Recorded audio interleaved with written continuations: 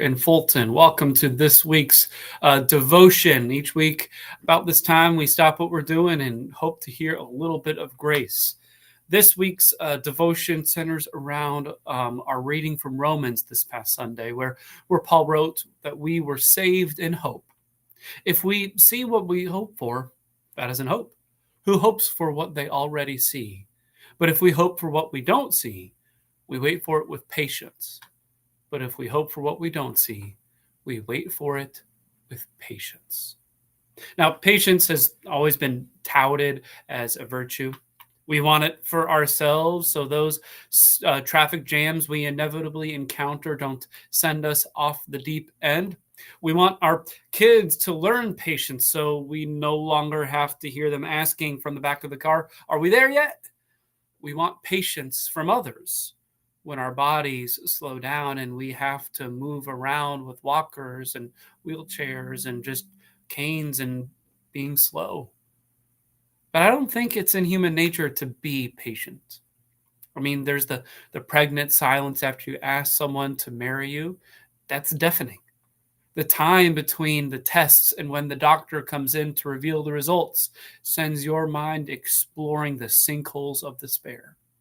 Encountering a car going 65 on I-80 in western Nebraska where the speed limit is 75 is enough to send you off the deep end.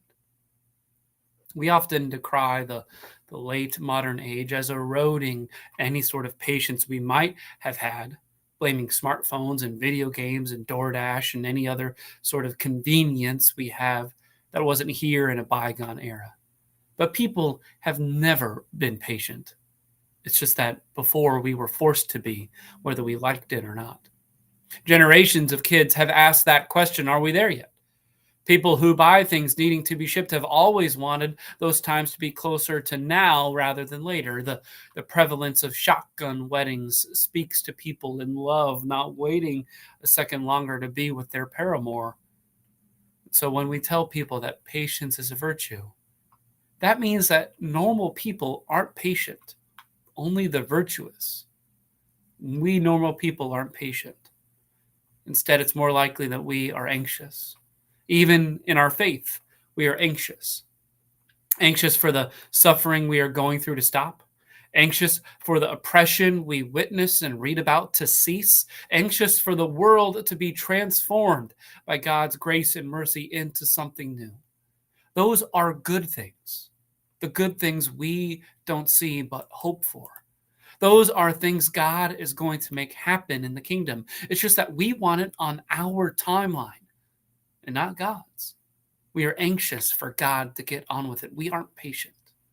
Sometimes we get so antsy, so impatient, we try and do it ourselves with mixed results at best. And that's why Paul lists patience among the fruit of the Spirit.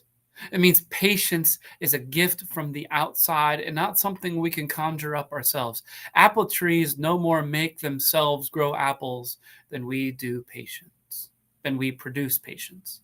God sends us the Spirit, the Holy Spirit, to help produce the fruit of patience within us. But being patient doesn't mean that we don't act.